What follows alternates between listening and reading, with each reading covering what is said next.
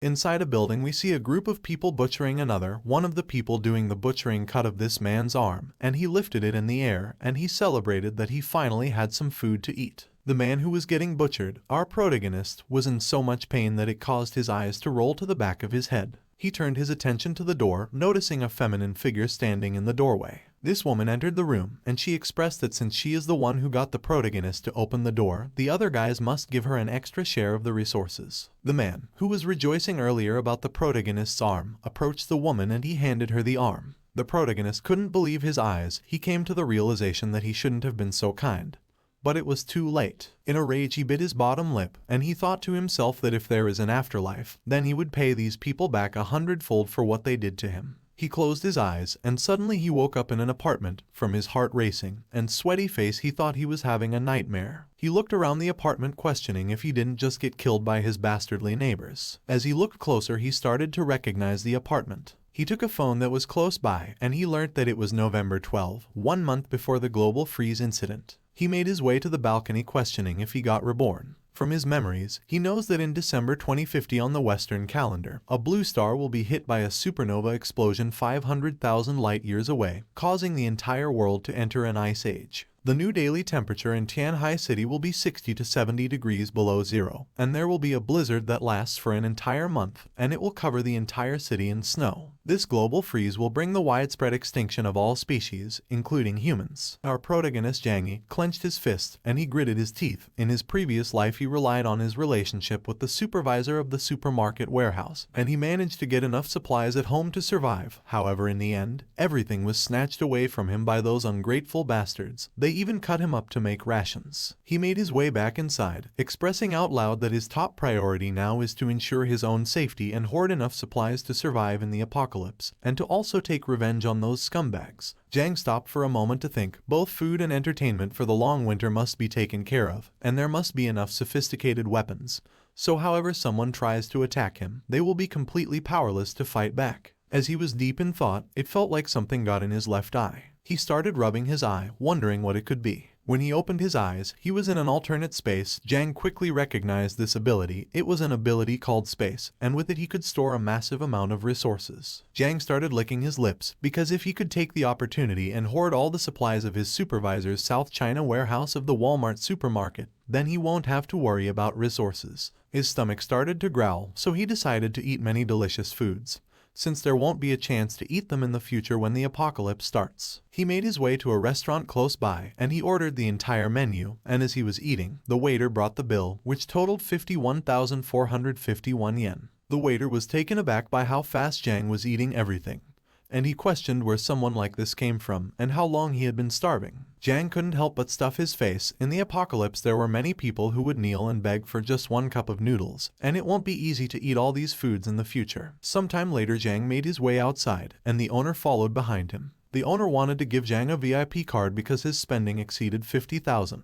Jang declined, saying he didn't need a VIP card. 2 women who were walking by heard the conversation. They discuss amongst themselves, and the one with black hair told the brunette, Yu King, that she is so lucky because the person who likes her turned out to be from a rich family. King, the woman who betrayed Jang in his previous life, was in a state of shock. She couldn't believe that Jang was from a rich family, and she wondered if Jang was just acting poor in their prior encounters. But now that they have encountered each other like this, she wanted to pretend so she could get close to Jang to find out. She put on a blissful act, and as she approached Jang with her friend, she asked him what he was doing here. Jang stared at her with disdain in his eyes. He knew that she was just putting on an act. King was pretending to be a pure and pitiful white lotus, but in actuality she's just a bitch who wants to make soup with his ribs. He couldn't let her die so easily after what she did to him, and since he was about to go out for resources, he decided to use King and her friend for free labor. With a smile, he lifted his card in the air, and he expressed that he is going to the supermarket to buy something. King and her friend continued their act. She expressed, like it was some coincidence, that they were also planning to buy something, so they suggested that they go together to help each other out. Jang agreed, and they made their way to the shopping center. While shopping, Jang filled 2 carts with snacks, vegetables, and different kinds of meats. This made King question why Jang was buying so much food. And as they followed behind Jang, she asked him if there was some event that will be held soon that he didn't tell her about. King's friend agreed. She questioned if maybe Jang was going camping soon, as the food Jang was buying wasn't something children from a rich family would eat. Jang grabbed more snacks off the shelves, and as he placed them in the cart he told King that there are unpredictable things that can happen, and if one day there's an apocalypse,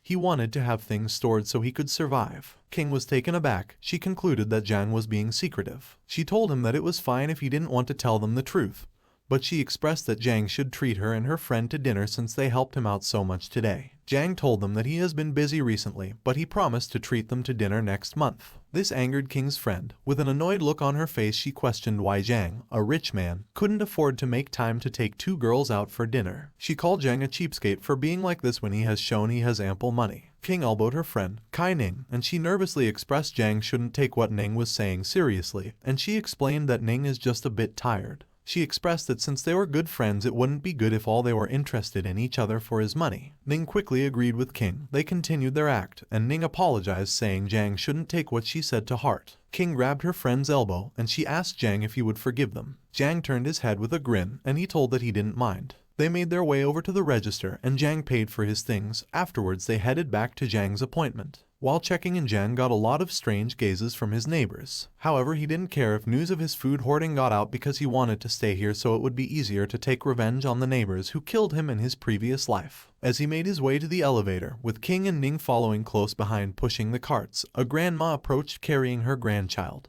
The grandma turned her attention to all the food, and she concluded that the supermarket must have discounted their prices again. She approached King and Ning to confirm if the supermarket was selling things for cheap again. She questioned why King and Ning were buying so much food. Ning told her in an annoyed tone that Jang was the one who bought everything, and that they were just there helping him bring everything back. The grandma turned to Jang, and she expressed that since it wouldn't be possible for one person to finish all these snacks, he should split some of them with her. Jang lowered his head to hide his anger, and he just remained silent. The grandma's grandchild reached into one of the carts and he grabbed a chocolate bar. Jang noticed as the kid was lifting the bar out of the cart. He snatched it out of the kid's hand, and he expressed in an annoyed tone that he plans to keep everything for himself. The grandchild was infuriated. He called Jang a bastard, and he expressed angrily that if Jang doesn't give it back then he would kill him. Jang pointed at the kid, and in a cold tone he expressed that if the kid opened his mouth again to say another word then he would slap him. The grandchild turned his head into his grandma's arms and he started to cry. The way Jang was acting shocked the grandma. She reminded Jang that he was a grown-up, and she questioned why he was picking a fight with a kid. She told him that it was just a bar of chocolate, so he should just let the kid have it. However, she noticed from the look on Jang's face that he wasn't going to change his mind, so she proposed to Jang that he give her the chocolate, and she promised to pay for it later. Jang was skeptical, so she expressed that she wouldn't take advantage of her neighbor. As she was reaching for the bar, Jang pulled out his phone, showing her a way she could pay him now. He told her that he paid for all the items so he could eat them himself, and it's either she pays him now or go to the supermarket and buy a bar of chocolate herself. Jang motioned for King and Ning, and they made their way over to the elevator. As they walked, the grandma shouted insults at Jang, and she expressed angrily that she would use her power as a member of the industry committee to make him pay. Jang used the elevator to get to his floor, and after making it his room and having King and Ning bring everything inside, he asked them to leave. King and Ning stood at the door, and King told Jang not to forget to take them out for a meal next time. Jang promised to do it next time, and he slammed the door in their face. Afterwards, he made his way over to the things he bought, and as he was looking through a checklist he made earlier, he stored the snacks using the space ability. He was going to experiment to see the effects the space ability had on different items after some time, and if it works like how he remembered, then it would be the best warehouse to store his things. Next on his plan was medicine, which could be obtained by entrusting someone, so he checked food and medicine off of the list. The third thing on his list was keeping warm during the global freeze. The first choice for heating is a fireplace, and he could equip his home with insulation, so staying warm wasn't a problem either. Fourth on his list was defense. He planned to upgrade his apartment to make it an impenetrable steel fortress so defense wouldn't be a problem either. Next on the list was weapons. Weapons such as crowbars, knives, and axes are easy to get, and there are also ways for Jang to get bows, crossbows, and compound bows. But he questioned how he would be able to get guns and other mechanic-type weapons without standing out. He sat in his chair, and while laying back, he expressed out loud that he had 1 month left, and during this period, he would focus on selling his assets at hand, and using the money to find ways to obtain the weapons he desired without landing himself on the watch list. The next day, Jang took out raw fish, meat, and a tomato that he stored in using the space ability. He placed the following items on his table and he observed them. The tomato and the meat have no change, however the fish that he stored while it was alive was dead. This concluded his experiment, and from what he learned, Jang made note of the fact that the space ability couldn't preserve living things. However, the flow of time is different from the real world. Since the ability could preserve fresh food, he questioned if it would be the same for already prepared meals. He took out his phone and he called someone. The call was picked up by someone named Hang Fu, who worked at Tianxia Hotel, and Hang asked if there's anything he could do for Jang. Jang asked Hang if he could pass the phone to his manager, as he wanted to invite guests over for a banquet he planned on hosting in 3 days. The hotel manager got on the phone, and he informed Jang that 500 banquet tables would cost no less than 1 million, and they would prepare everything right away, but Jang needs to make a deposit of 200,000 frist. Jang agreed. He asked the hotel manager to send the account number so he could transfer the money. Afterwards, he hung up, and he made his way to the bank. Although he knew money will be useless after 1 month, for now he still needs it to buy things, so he went to the bank to take out a deed to a house. After exiting the bank, he checked his account to see that 6 million yen had been transferred into his account. However, even after mortgaging the house his parents left him, and adding his savings, he still didn't have enough money for everything he wanted to do. He stood in front of the bank and he started doing some calculations. He spent 1 million on the banquet. The rest of the money will be used to renovate his apartment. However, Jang still needs to buy a lot of medicines and weapons, and his funds now won't be sufficient. Suddenly, he heard a voice asking him if he was in need of money. Jang turned his head, and he saw a man in a business suit sitting close by. Jang quickly recognized what type of person this man was. The man asked Jang if he was in need of money again, and he explained that the bank had many rules which would be a hassle for Jang, so he asked him to try out the company he worked for. Jang asked the man if his company had millions to spend. Internally, Jang couldn't help but grin and rub his hands together. The people he was waiting for were so quick to respond and sent people to come after him. He asked the man if his company could really lend him a lot of money, and he explained that he wanted 5 million yen, and as long as they helped him get through this difficult time, he can pay them back in 3 months. The man expressed that 5 million is a small amount, and he boasted about his company being able to loan a lot of money. He told Jang that they should go to his company and talk there. Jang followed the man back to his company, and there the man brought Jang to his manager, and he introduced him as someone in need of money. The manager turned his seat around, and he put out his cigarette. Afterwards, he questioned when Jang plans to pay them back, and he warned Jang that his company has a very high interest rate. The man who brought Jang told his manager to give Jang special treatment.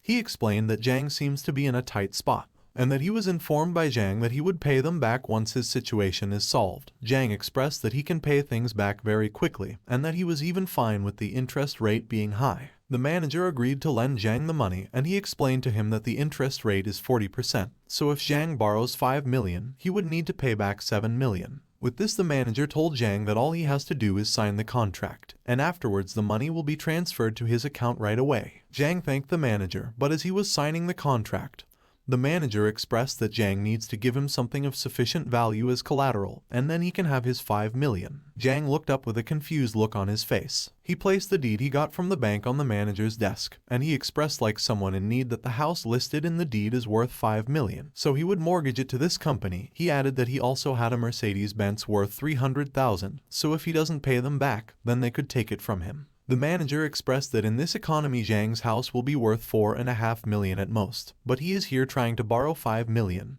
and to him he will be at a loss. Jang asked the manager to be understanding. He expressed that he is in urgent need of money right now, and as long as they can transfer him the money today, then he will take 4.5 million. The manager disagreed, saying that it still isn't worth it for him. In annoyance, Jang hit the table, and he told the boss that if they transferred 4 million today, then he will pay back 7 million. The manager picked the deed on the table to make sure it wasn't a fake, and as he read through it he told Jang that he would make a special request for him. Jang observed as the boss tried to verify the deed. He wasn't worried because he just got the certificate from the bank, so it was the real deal. And the reason he was willing to agree to this horrible deal is because he knows that after 1 month the global freeze will happen, and these 2 pigs will likely die, and at that point they wouldn't be able to ask him to pay for his debt. As he was making his way to the door, the man who brought Jang talked with his manager. They gossiped that Jang must really be in need of money since he was willing to agree to pay back 7 million for the 4 million he borrowed. The manager expressed that this is a big fish, so they should try to squeeze him dry, and the man who brought Jang agreed, and he expressed that he will go contact the overseas organization to see if Jang has any valuable things that can be sold.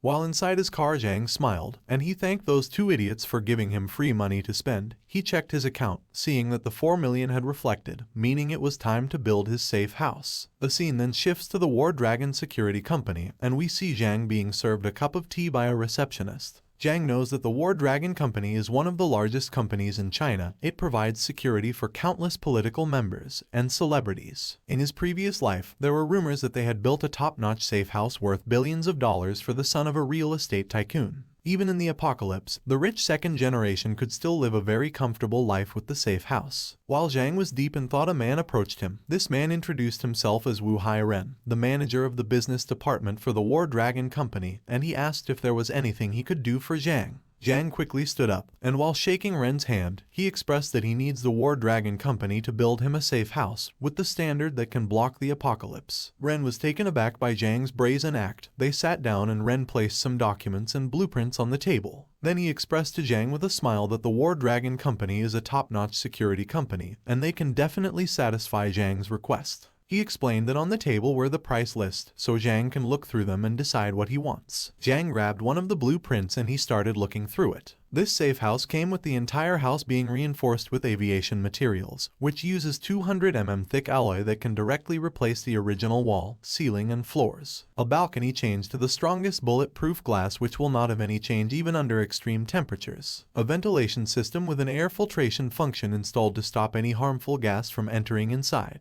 A surveillance system, with added cameras inside and outside of the house to monitor without any blind spots, a real-time alarm, and a reinforced door. Jang smiled as he looked through the blueprint. With this he can turn his apartment into an iron turtle with great defense that no one can invade. He reached forth his hand to hand back the blueprints from Ren. Ren was taken aback by the look on Jang's face. However, since his company made their money off of servicing rich people, he didn't mind. Ren took the blueprints from Jang. And he explained that this build isn't a 24 with 120 square house, but after the changes, as long as there's weapons, this build will function as well as any other fortress. Jang was surprised, and he asked Ren if he has any experience with fortresses. Ren explained in an excited tone that when he was a mercenary overseas, he gained knowledge of the military. This got Jang excited. He placed his hands together and he asked Ren if he knew a way he could acquire guns. Ren reminded Jang that firearms are not allowed to be held privately, and with a distraught look on his face he asked if Jang was asking because he came in contact with some bad people. Jang scratched his head nervously, and he told Ren that he recently offended some people who seemed very dangerous. He added that he only asked because he wanted to have something to help him defend himself, since it would be difficult for the War Dragon Company to follow up with him in case there were any problems with the safe house. Ren was torn. There was a way he could provide Jang with guns, however he couldn't just hand someone with unknown origins a firearm. Ren grabbed the blueprints and he stood up from the table as he was about to walk away. He turned to Jang, and with a serious expression on his face, he told Jang that half a month from now the safe house will be finished.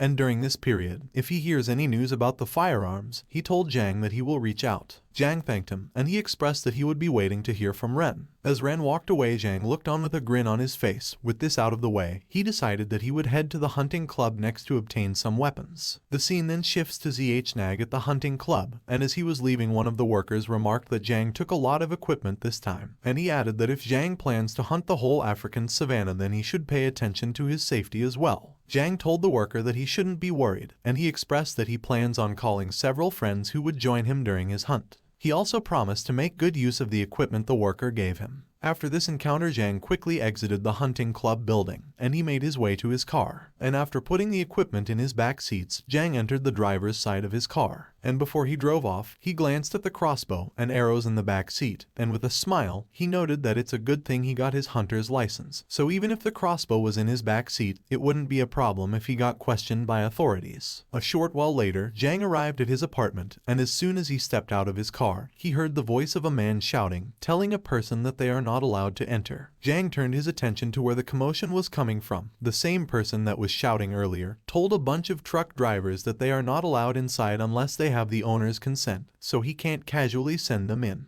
Jang made his way over, and after greeting the guard, he expressed that these people came here to deliver food for him, so they should be let in. Hearing this surprised the guard, and he questioned why Jang ordered food that requires dozens of trucks to deliver. All the food trucks attracted a lot of eyes from the neighborhood. They started questioning if Jang was planning to host a feast, and if so, they wondered where he plans to put all that food. A person in the crowd quickly pointed out the logo on the trucks, which was that of a 5-star hotel. So if Jang was planning to host a feast with this much food, They expressed that it would require hundreds of tables and that it would cost over $1 million. A couple of girls started gushing over Jang because if he was really planning to host a feast that cost over $1 million, then he must be from a good family. Some people pointed out that Jang was never like this before, but the girls expressed that he is just really good at hiding his wealth. King, who was passing by, joined the crowd. Hearing the gossip going around added to her speculation that Jang is rich. And if Jang really is from a rich family, she noted, with a nervous smile, that she has to continue to string him along, so he would ask her out in the future. With the guard's permission, Jang started directing the food trucks to the warehouse he talked about with the person in charge. Out of the corner of his eye, he noticed King acting strangely. He quickly put together what was happening. Seeing King acting like this repulsed him. However, he didn't address the misunderstanding because he wanted to keep King in the dark so that when she finally realizes the truth, he can get payback. After the workers finished unloading the trucks, Jang went to speak with the person in charge. When he entered the room, the person in charge greeted him, and he expressed with a smile on his face that 500 tables worth of food had been sent to the warehouse, and he wished Jang a pleasant meal. Jang praised the person in charge for their work today,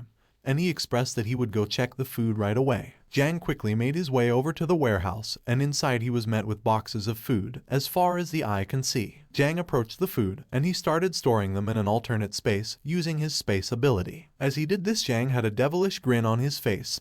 These delicacies, the hot pot base ingredients, and fresh ingredients will allow him to have luxurious meals and hot pot anytime, anywhere, for the rest of his life. The next day, Jang stood in the hallway as the workers from the War Dragon Company went in and out of his apartment with the materials for the fortress. Two of Jang's neighbors walked by, and they took glances at the materials that were sitting in the hallway. After walking past, they looked back at Jang, who was sitting on some boxes with his phone in hand, with a concerned expression on their faces. One of them questioned if something happened to Jang recently, and he wondered if it had something to do with why Jang is always up to something nowadays. The other one agreed that Jang has been acting very strange recently.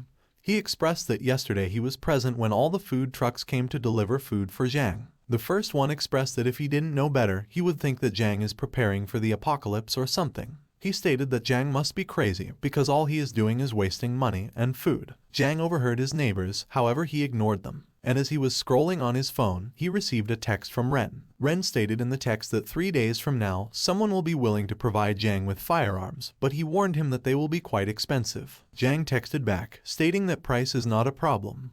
All he cares about is the quality. After sending that text, Jang approached the workers, and he told them that for the time being he will be staying at a hotel while they finished his fortress. One of the workers expressed to Jang that he has nothing to worry about, and he stated that he will be leaving everything in good hands. As Jang walked away, he recalled the two neighbors, who were gossiping earlier, and with a smile, he thought about how a month from now these guys will realize who the true clown is. The next day, at the Huanan supermarket warehouse, Jang was inside the manager's office, trying to coax the manager, Ju, into getting him a large supply of emergency medicine. He told Ju that since his brother-in-law is the vice president of the Rui Ning group, there should be no problem if he helped out a colleague. Ju nervously fixed his tie, and he told Jang that they can't do something like this unless there's something in it for him. Jang interjected. With a smile, he told Ju that he will offer double the price on the market, and he guaranteed that Ju won't suffer any losses. Ju quickly accepted, stating that Jang is the one who suggested buying the medicine for double the price on the market, and since Jang has been a hard-working worker, he approved Jang for a 20-day vacation. Jang brought his hands together, and he thanked Ju with a cheerful smile on his face. He also added in a cheerful tone that he will send the money to Ju right away.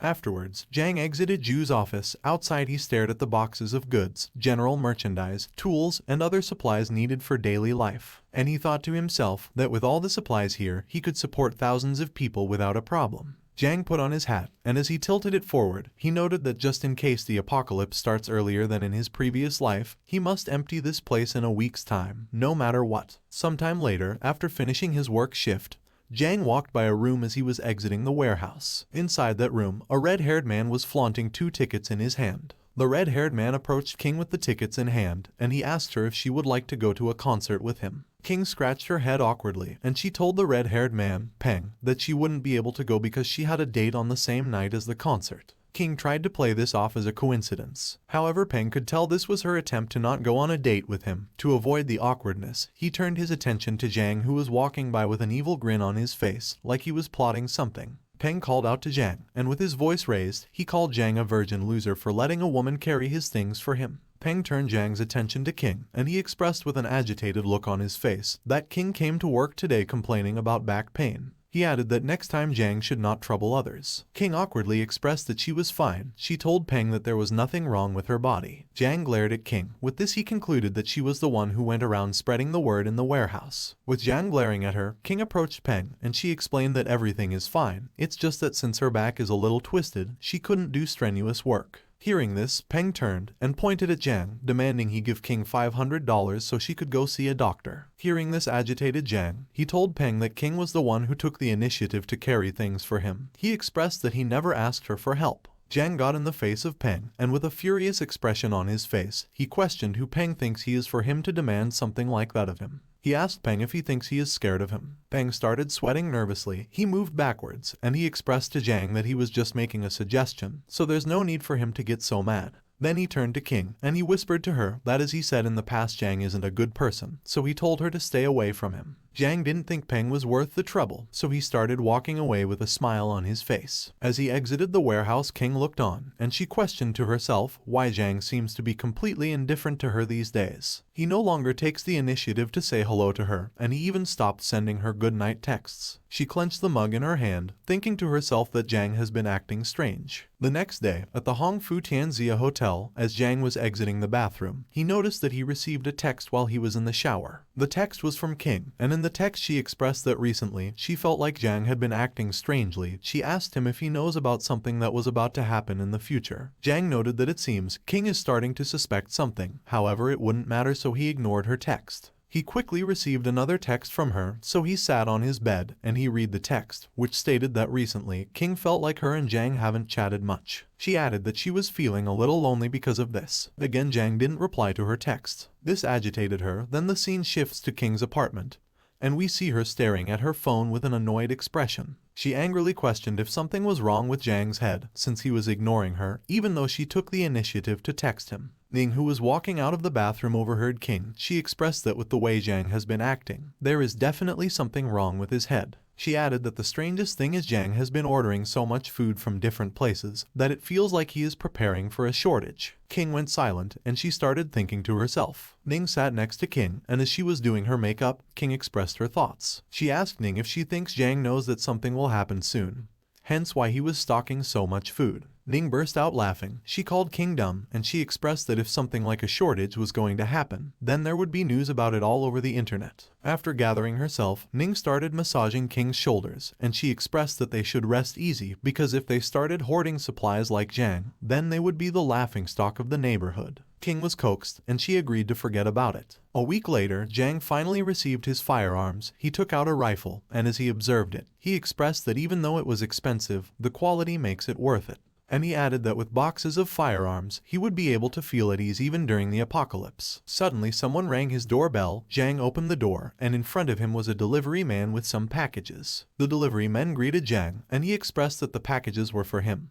But before he could hand them over, he needed a signature. Jang happily started signing the papers the delivery man had for him. As he signed, he thought to himself that with this he has acquired emergency medicine for the apocalypse, and there is only one thing left for him to do to finish his preparation for the apocalypse. A few weeks later, Jang's fortress was finished, and he returned home to meet with the man in charge. After entering his home and looking around, he shook the hands of the person in charge, and he expressed that he is satisfied with the safe house the War Dragon Company built. The man thanked Jang for his praises, and he expressed that there is nothing Jang will be disappointed about. Jang took out an envelope, and he gave it to the man. The man took the envelope, and he told Jang that he should pay the rest of the money within 3 months, like they discussed. Jang expressed that he would, and afterwards they said their goodbyes. As the man exited Jang's house, Jang looked on with a grin. He had no plans of paying what's left, and the best part is the War Dragon Company won't be able to take any actions against him, because the apocalypse will soon descend. A short while later, Jang was scrolling on his phone on his balcony when he received a message. The message stated that some supplies have been delivered, so Jang turned his attention to his apartment's gate to see the last resource needed for his survival during the apocalypse. Jang watched as workers unloaded giant gallons of water tanks, and he noted that during the global freeze, the most essential thing will be drinking water, and this covers it.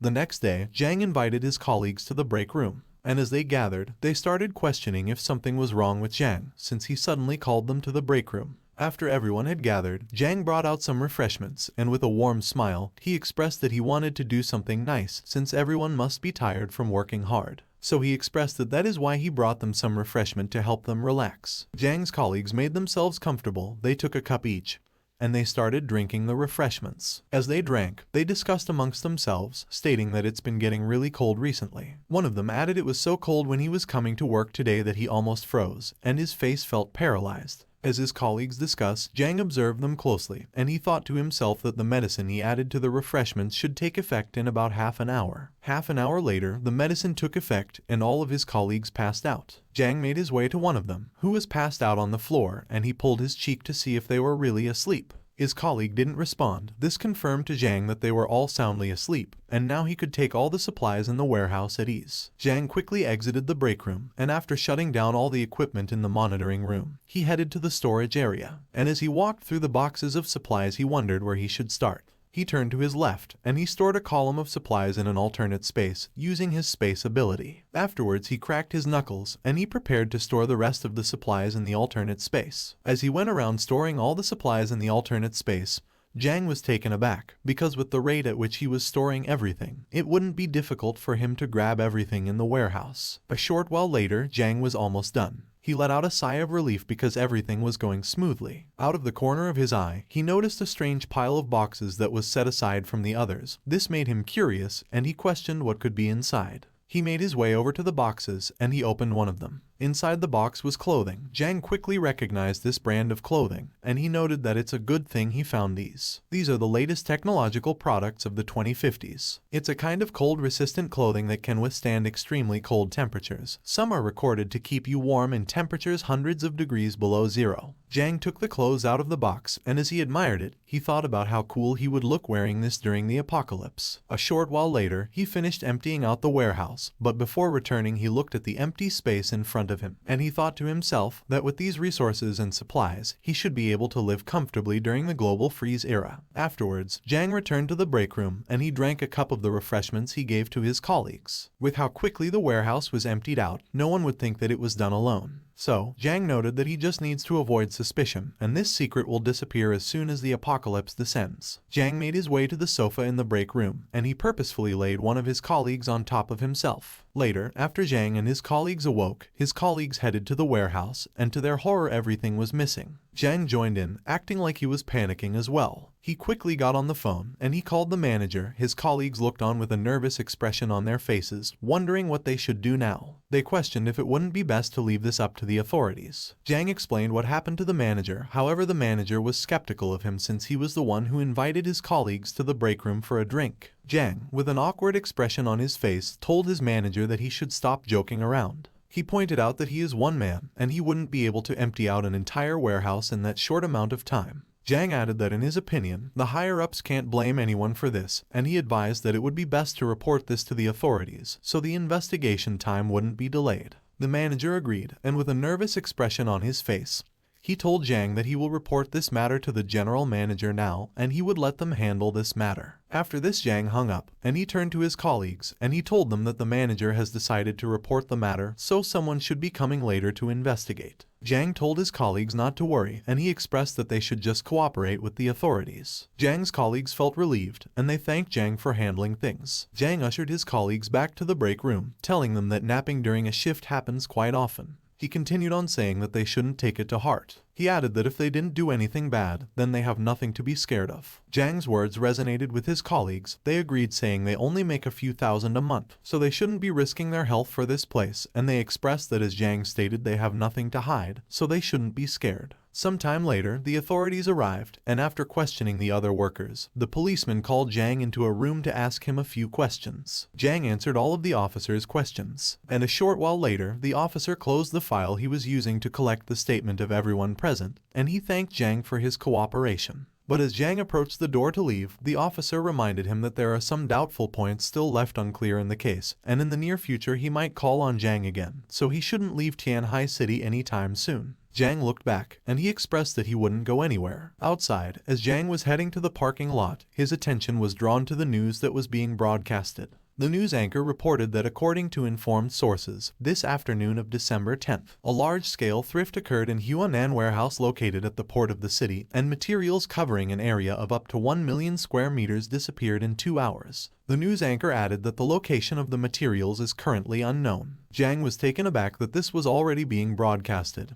He took out his phone and he checked the date. As he did this, he noted that all of this wouldn't matter in 2 days. He turned off his phone, but before he could put it back in his pocket, a snowflake fell on his phone. Jang looked up and he noticed that it was starting to snow. The people around questioned why it was suddenly snowing. They complained that this year's winter is colder than previous years, and as the snow continued to pour down, they took out their umbrella and they ran to their cars. Jang crossed his arms and he also started heading to his car. He expressed out loud that in 2 days' time the world will change forever. 2 days later, on December 12th, 2 o'clock in the morning, the aftermath of a supernova explosion swept across the entire world. The temperature dropped drastically, bringing a devastating blizzard to planet Earth with it. Inside his fortress, Jang looked out his balcony, and he watched as the snowstorm swept the city. He picked up a glass of water, and with a smile he expressed out loud that the apocalypse had started. The next day Jang was woken up by the ringing of his phone. He reached for the phone, wondering who in their right mind would think it's a good idea to call him this early in the morning.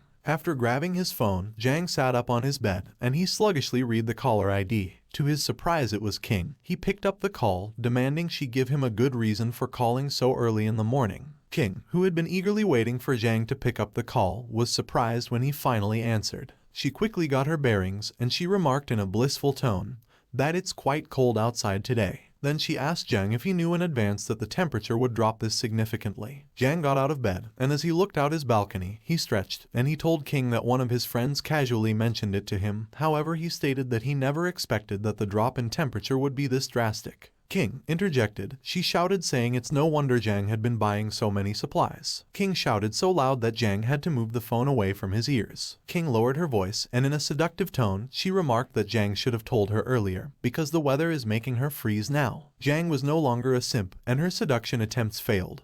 With a smug smile, he expressed that it didn't cross his mind to tell her, and he told her that if she had nothing else to say he would be hanging up the call. King shouted into the phone, begging Jang to wait. However, he swiftly hung up. King held her phone in her hand, and she nervously started biting her thumb. King got irritated when she thought about how the lowly Jang just hung up on her. However, she quickly calmed herself, expressing that she had to think of a way to get through to Jang. With a smile, she remarked that Jang must have a lot of food, so she texted him to inquire about his food situation. Jang texted back, saying everything he had in stock was almost out. He attached a picture of steak and fine wine, and he stated in the text that he cooked his last steak this morning. King shouted in disbelief. Then she exclaimed that the steak Jang sent her is top-quality Wagyu, and the wine he was pairing with the steak was French red wine, and it can cost anywhere between 20,000 to 30,000. With a distraught look on her face, she spoke to herself, saying it's not fair that Jang, who lives in the same apartment building as her, gets to live so lavishly, while she struggles to stay warm. She texted Jang back, saying she wishes she could eat steak and drink red wine as well. Jang quickly texted back. He told her that if she wants to eat some, then she should go to the supermarket and buy some. King angrily started typing, saying if Jang is truly a man,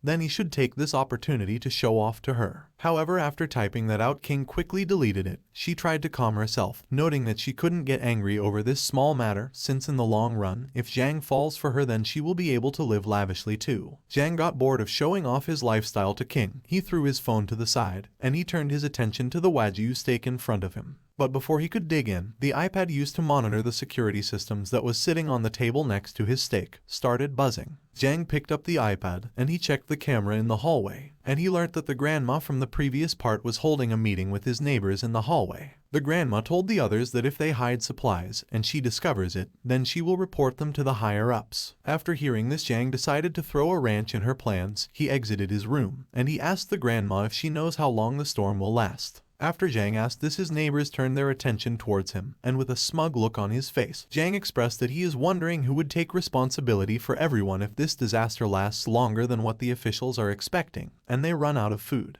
This incited the neighbors, who gathered around the grandma, questioning who would take responsibility if they ran out of supplies, as Jang stated. The grandma was caught off guard, and she started sweating nervously. To calm everyone down, she expressed that the neighborhood committee would take responsibility if that situation occurs. However, she assured them that there won't be a shortage of supplies since the snow disaster will be over soon. Then she turned to Jang. The fact that he reputed her in front of so many people, something no one had done before, infuriated her. The grandma pointed at Jang, and she expressed in an annoyed tone that he shouldn't incite people's heart in situations like this. She added that by doing so he is violating the law and discipline of the neighborhood committee. Jang dismissed her with his hand, expressing that he can't afford to waste his precious time like this. He turned around, and as he walked back to his room, he expressed to the grandma that she shouldn't be worried because he doesn't care about what they do now. And he explained that it's so cold outside that he doesn't plan on coming out even if they begged him. As Jang entered his apartment, the grandma glared at him, and she plotted to find a dark place to detain Jang for a few days for acting so arrogant. 3 days later, Jang woke up early in the morning, and he prepared for his gaming session by laying out 3 different games, and he left some chips on the couch as a snack. Then he started playing the game. A short while later, he took a short break, and he opened one of the bags of chips. Afterwards, he placed one chip in his mouth, and he returned to the game. As he played the game, Jang spoke out loud, saying his new life of not having to consider work or his relationship with his neighbors was more enjoyable than the life he lived in his previous life. Suddenly, Jang received a text notification on his phone. He turned his attention to the phone, questioning who would be messaging him at this hour. Before checking the text, Jang grabbed a popsicle, and as he ate the popsicle, he opened his phone to see that the grandma texted in the community group chat for him to go outside and clear the piled-up snow that was blocking the roads. Jang wondered why she was only calling him out. He quickly realized that this was her attempt to take revenge for what he did a few days ago. With a smile, Jang remarked to himself that even if he wanted to clear the snow, it would be impossible since the first floor is basically buried, and he knows that the snow will last for at least 3 months. Jang texted in the group chat that it's so cold outside that he would freeze and become a popsicle if he takes one step outside, and even if grandma is the one asking him to clear the snow, she will have to wait until it stops snowing. Jang's neighbors agreed with him. One person texted that it's 70 degrees below zero right now, and if the grandma sends Jang outside in that weather, he will get frostbite. The grandma, who was bundled up and sat in front of a heater with her grandchild, was starting to get irritated. She remarked to herself that in the past no one would dare say anything to her, but ever since Jang started talking, everyone else started making noise. With an annoyed expression on her face, she angrily started texting. She texted, questioning why everyone was giving her attitude when she was trying to do this for their benefit. She texted again, saying she asked Jang because in situations like this young people should take the initiative to serve the people, since they are vigorous. She continued on that Jang shouldn't be thinking of ways to escape the task. In the name of the neighborhood committee, she ordered Jang to go outside and clear the snow now. She added that in critical moments like this, they must unite, and those who dare to oppose will be punished after the snow disaster. Jang, who had grabbed a soda, read the grandma's text with a smile on his face. He chuckled, and he remarked to himself that it's funny how the grandma was trying to use the little power given to her by the neighborhood committee to issue orders as if she knows the snow disaster will end. He added that his neighbors were no better since they are all just using him as a shield to speak up to the grandma. With an evil grin, Jang started typing, and he spoke out loud saying that today he will put on a show for them to enjoy. Jang started typing with a smug expression on his face. He texted in the group chat that since the grandma was saying she is asking this for the good of everyone, then the neighborhood committee should take the lead to clear the snow. The neighborhood committee has a lot of members, so Jang questioned why she was only calling on them, and he questioned if she is doing so because she thinks they are easy to bully. Jang followed up his previous text with another, adding that he doesn't see the grandma ordering the rich people in their neighborhood around. In fact, from what he recalls, she shuts up when they are around. Jang's neighbors agreed. They texted that the grandma should stop bothering them, and that she should go ask Chen Zheng Hao, Zhu Hao, and the others. The grandma read the texts, and she started sweating nervously. Chen Zheng Hao does the earth-moving project, and he lives on the 6th floor. He also has hundreds of people working under him, so the grandma can't just order him around. Zhu Hao is from a rich family. He lives on the 8th floor, and his family has connections with the higher-ups, so he is also someone who the grandma can't order around. Jang took a chip out of the bag, and as he ate the chip, he stared at the text from the other neighbors with a smug grin. He texted one final time that if the grandma is so capable, as she claimed to be, then she should go ask Chen Zheng Hao and Zhu Hao to go down and clear the snow. The grandma went silent, and she didn't respond to the texts. The next day, Jang turned on the news, and it was reported that at this moment, the officials are strategizing to launch the final attack on the snow disaster. And according to reports, due to the poor snow prevention system in place, 200 million people have been affected, and millions have died. The news anchor expressed that she knows everything looks down right now, but she encouraged the viewers to stay calm and believe in the officials. Jang yawned as she continued to yap.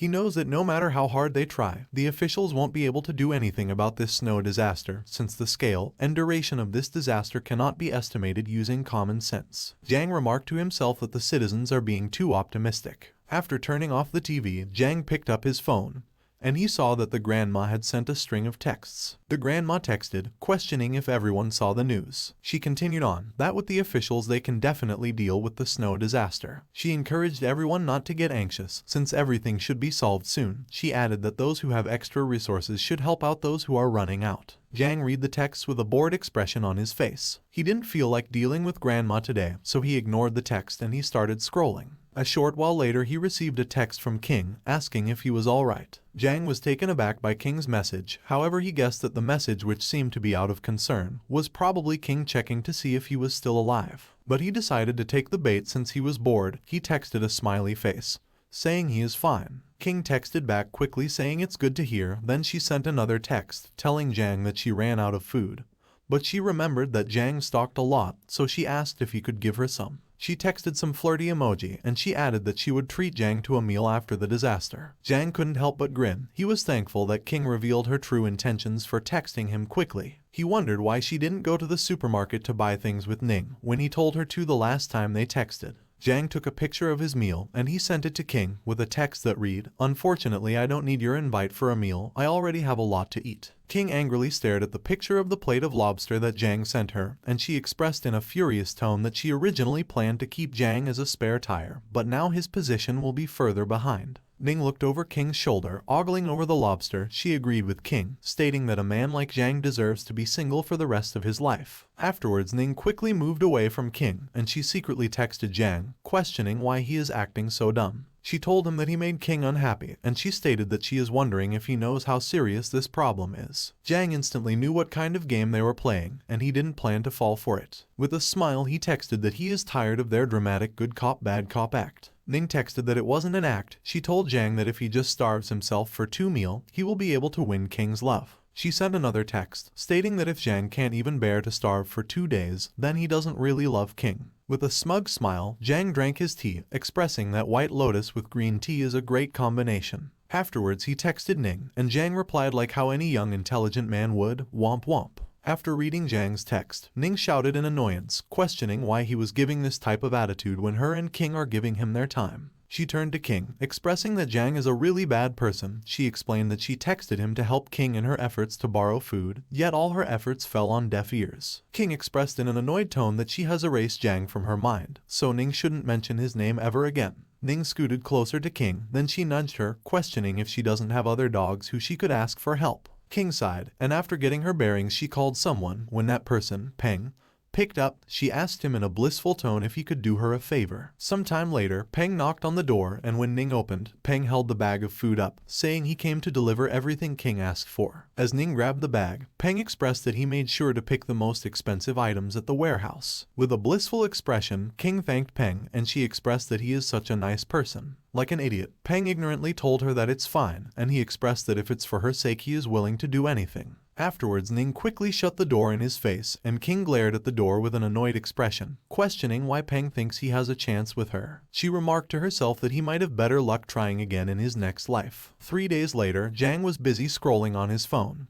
and eating drumsticks. As this went on, he remarked that the show would soon begin, and shortly after he said this, the lights in the apartments went out. Jang's neighbors called out in shock, questioning why they are experiencing a power outage. They all stepped out of their apartments all bundled up. One of them, a woman who had wrapped herself in a red blanket, asked if anyone had power. Another one, a mother who had stepped out of her apartment with her crying child, expressed that she doesn't have power. She also informed the others that the water has stopped as well. She explained that she tried to get hot water for her child to make powdered milk, but there was no running water. And as the mother comforted her crying child, a man, who was cleaning his glasses, expressed that it will be harder to bear with the cold, since they don't have electricity to use heaters now. This same man asked what they should do now. The other neighbors started panicking. They questioned why it doesn't seem like the higher-ups are doing anything to take care of the situation. They became fearful that if this goes on they will freeze to death. The snow doesn't seem like it will end anytime soon, and unlike before their heaters can't be used, and their rooms are 30 degrees below zero. They didn't have food at home, and they can't go to the supermarket to restock their supplies either. The neighbors looked around, questioning if there's anything that can be done. Inside his apartment, Jang got up from his couch,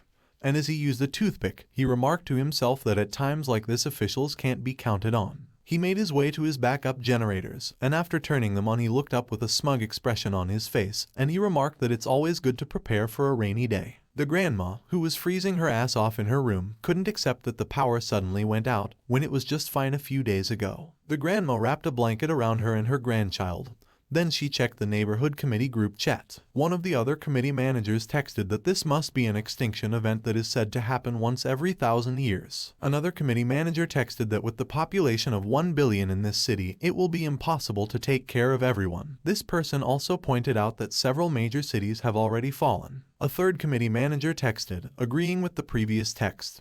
He added that if they want to survive, they only have themselves to rely on. And starting now, they have to stock supplies, especially food and sources of heat. The grandma read this, and she made plans to get supplies from her neighbors before this information reaches them. The grandma's grandchild pulled on her arm, and the child asked her why it's getting so cold outside. The child, Zeo, who also asked when his mom and dad would be coming back. The grandma turned to Zio, she put on a smile, and she did her best to comfort her grandchild. The grandma told Zio that his mom and dad will be coming back soon. Afterwards, the grandma turned her attention to her phone, and with a determined expression on her face, she resolved herself to do what she must to protect herself and her grandchild. A few days earlier, before the blackout, Jang received a knock on his door. As he approached the door, he picked up his crossbow. This person, Chen Zhenghao, angrily demanded that Jang open the door, or else he would destroy the door and drag Jang out and beat him in front of everyone. Jang quietly opened a hatch in his door, and he pointed his crossbow at the hatch. Chen Zhenghao angrily started kicking the door, and with a smug smile, Jang lined up his shot. As he did this, Jang noted that he should show some restraint, since there is no need to kill Chen Zhenghao right now. So he aimed for Chen Zhenghao's knee, noting that it would be a shame to let a bastard like this die too quickly. Chen Zhenghao grabbed a bat, and he started shouting insults at Jang.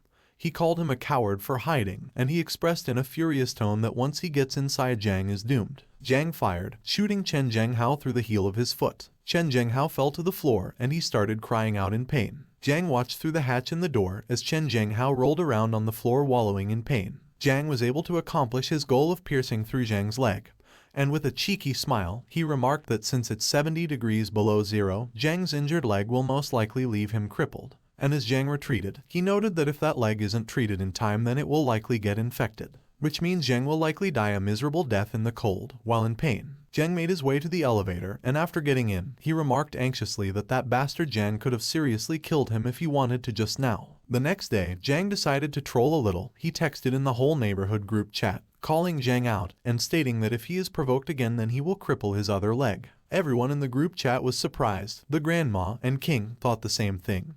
They both questioned where Jang got the confidence to confront Jang like this. The text angered Jang. He got on the phone, and he angrily ordered his people to come to the Yulu community, and for them to bring weapons as well. In a furious tone, he expressed that he is going to kill Jang no matter what. The next day, Jang's people arrived at his apartment, and he ordered them to go kill Jang now. He expressed that they must get revenge for him, since Jang shot him with a crossbow, crippling one of his legs. Afterwards, he told them that Jang lived in apartment 2401. After getting Jang's information, Jang's men left quickly. A short while later, Jang's men started knocking on Jang's door. They demanded he open up so he could answer for shooting Jang. They continued on saying that it would be useless if Jang tries to run away now, since their group has his entire apartment surrounded, and with the snow he wouldn't be able to get away using the roads either. After saying all this, Jang's men didn't get a response from Jang.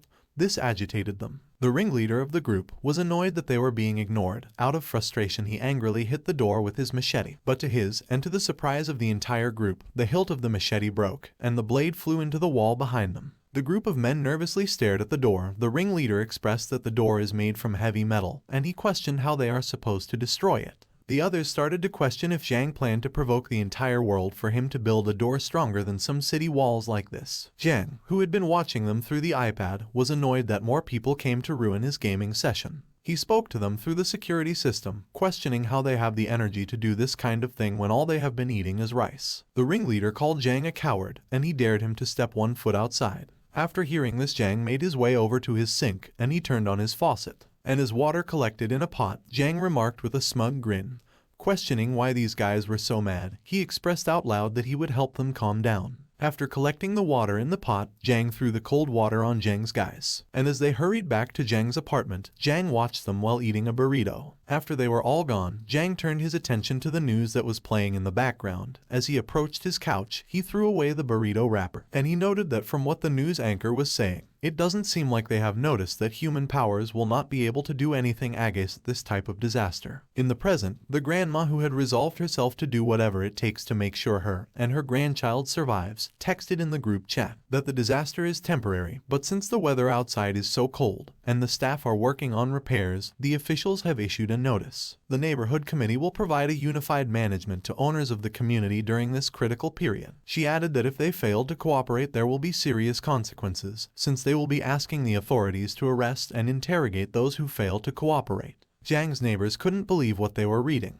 One of Jang's neighbors threw his phone on the bed, and he expressed that the granny got addicted to the little power she was given. Jang, who was in his apartment resting the foot that Jang injured on a small coffee table, expressed in an agitated tone that this old hag, who can't do anything, thinks she can give someone like him orders. Jang's men, who were still freezing because of the cold water Jang poured on them, approached Jang from the corner of his apartment, and they told him in a sickly voice that they don't have fever-reducing medicine, and they questioned how much longer they will have to hang on before their fever goes away. This agitated Jang. He shouted that what happened to them is the cause of their own incompetence. Jang, who just finished a match of Call of Duty, was in the middle of stretching when he noticed that the grandma was busy texting in the group chat. After her first text, the grandma sent another text, saying the reason why the neighborhood committee is doing this is because the blizzard has had a huge impact on everyone's lives, and according to the notification from the officials, this snow will continue for a short period of time. So in order for everyone to get through this difficult time, from now on the neighborhood committee will collect supplies from every household, then distribute them equally. At first, Jang was reading the grandma's text with a bored expression on his face, but that bored expression quickly changed to a smug look, and he expressed that this granny is using the same tricks that she did in his previous life. Suddenly, the grandma sent another text calling Jang out. She expressed that since he works at a warehouse, he must have a lot of food and drinking water. She added that she remembers the rumors about the delivery trucks that came by to deliver food for Jang. And now that everyone is going through troubled times, she wants him to help. She went on to say that after the snow disaster ends, the neighborhood committee will definitely give him his money back.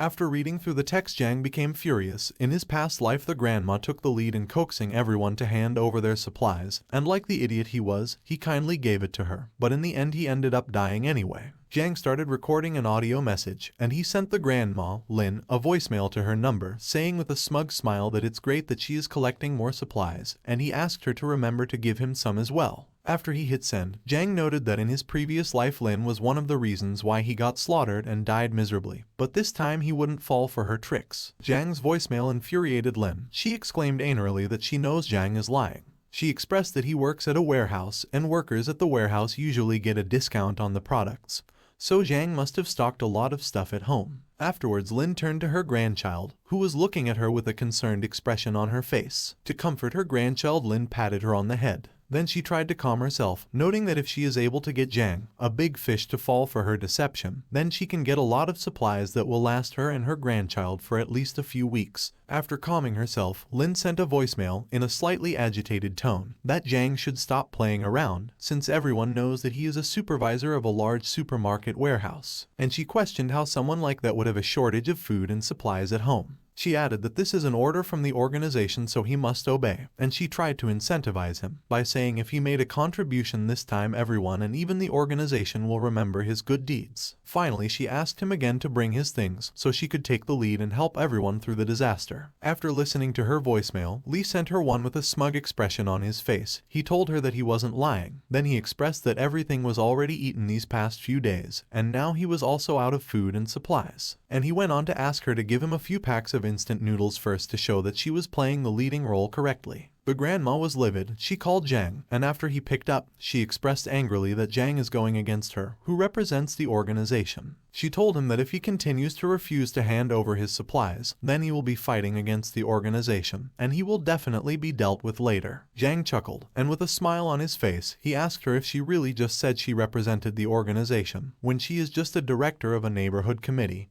He added that she wasn't even a civil servant or business officer. He expressed that it's fine to coax yourself once in a while, but he questioned if Lin has gotten to the point where she actually takes herself that seriously. Jang continued on saying that he had to worry about his lack of food, and that if she had as much power as she believed, then she should go order everyone, and he will be waiting at home for her to come. Lin swiftly hung up the call, and Lin threw her phone on the floor, angrily questioning if Jang thinks that she doesn't have the power to do anything as the leader of the community. Lin started racking her brain to come up with a plan to deal with Jang. She pondered if she should get the neighbors to pressure Jang into giving up his food. However, she quickly threw that idea away, since it would be troublesome if they followed in Jang's footsteps and refused to hand over their supplies. She noted that the most important thing right now is to deceive as many households as possible. The next day, while eating some noodles, Jang watched through his security cameras as his stupid neighbors handed their supplies over to Lin. He called them dumb for falling for that old demon, and with a smug look, he noted that the amount of supplies at a normal person's home would only be able to last at most 5 days. But because of the temperature, it will be consumed even quicker, but since his neighbors voluntarily fell for the lies of the old demon, it wouldn't be up to him to help. Jang turned his attention to the glass door leading to his balcony, and he pondered about the fact that the world has fallen into a state of chaos, where you need basic supplies to survive, otherwise you will be waiting for death to take you. A few days later, Lin started receiving texts from the neighbors regarding their share of the supplies. Lin had her phone on the coffee table, and while eating the supplies the ignorant neighbors donated with her grandchild, she watched as these texts from the neighbors came in with a smile on her face. She called the neighbors who donated their food and supplies to her idiots, and she exclaimed that all these are for her and her grandchild. She continued on to say that she worked hard to trick the neighbors and get her hands on the supplies, so there's no way she would give them back. Xiao Hu turned Lin's attention to the phone that had been ringing on the coffee table. Lin turned to the phone, questioning if those idiots finally realized.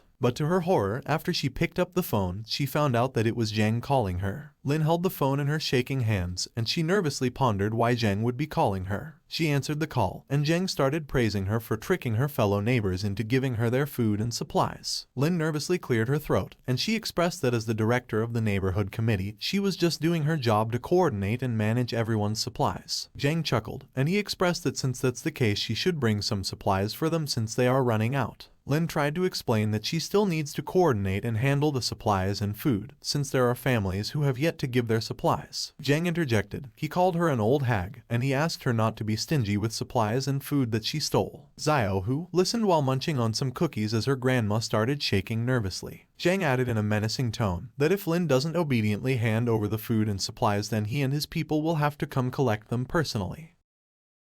Thanks for watching. If you enjoyed the video, then hit the like button.